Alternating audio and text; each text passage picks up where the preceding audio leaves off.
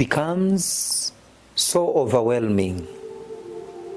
Sometimes it is so heartbreaking and you feel like giving up on this life when things start to move in the negative direction. We are in the book of Job, and we started with chapter 1, chapter 2. Job has lost everything.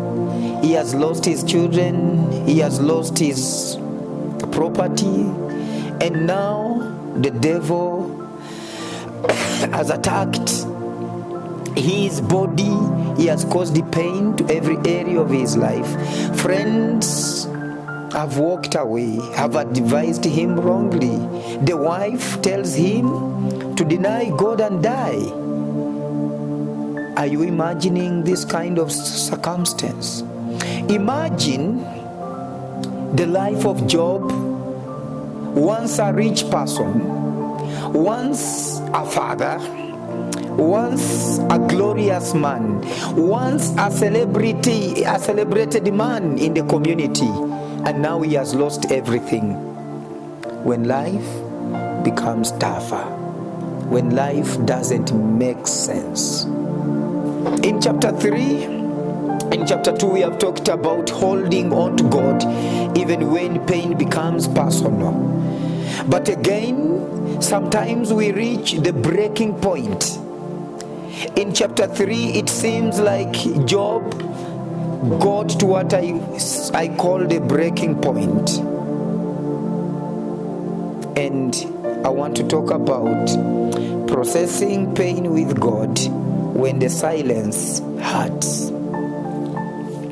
Processing pain with God when the silence hurts.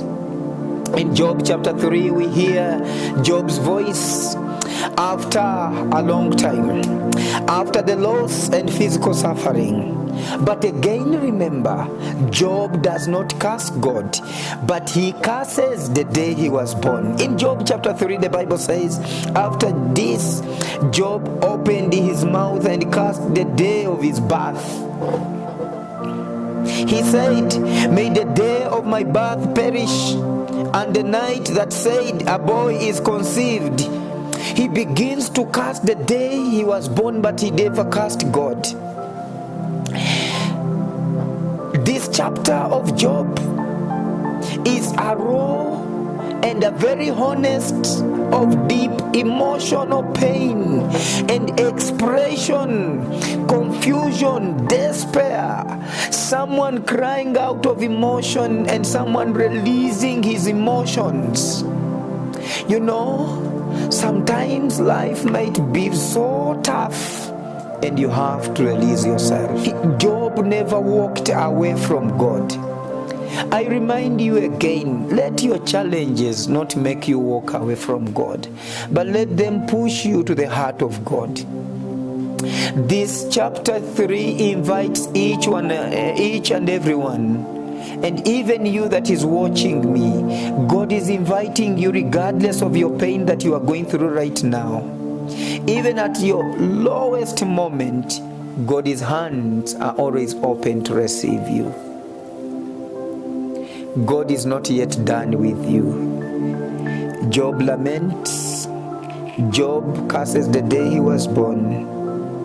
He says, may gloom and utter darkness claim it once more. May a cloud settle over it. May blackness overwhelm it. The night is just talking about this day that he was born. The man who was blameless, the man who trusted God, the man who loves God. When life became overwhelming, when life became overwhelming, he never turned his face away from God, but he ran to God and poured out his heart to God. Now, friends, 3 things that I want you to remember. Number 1, God allows room for lament. When you feel overwhelmed, pour out your heart to God. Do not curse God, but pour out your heart to God. Tell Him about your family. Tell Him about your marriage. Tell Him about your children.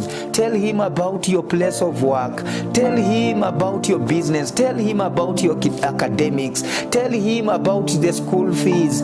Tell Him about your struggles. God is always waiting for you. There is always room for lament. God is not intimidated by our honest cries. When we are honest with God, He won't close His doors for us. Grief has a voice, and faith includes lament. So long as you are not walking away from God, lament there with God. When you lament in faith, God receives the cry of your heart. Speak to God even when it hurts. Don't be silent. Speak to Him. He will hear you and He will see your tears. The Bible says in the book of Acts that when God saw the tears of the Israelites and heard the cry, He sent someone to rescue them. Lament, cry, tell God about everything. He will send an angel to rescue you. Number one, God allows room for lament. Number two, emotional pain is real. Even for the righteous, even for the pastor, even for that intercessor that is listening to me right now, even to you, woman of God, man of God, emotional pain is real. Do not fake life.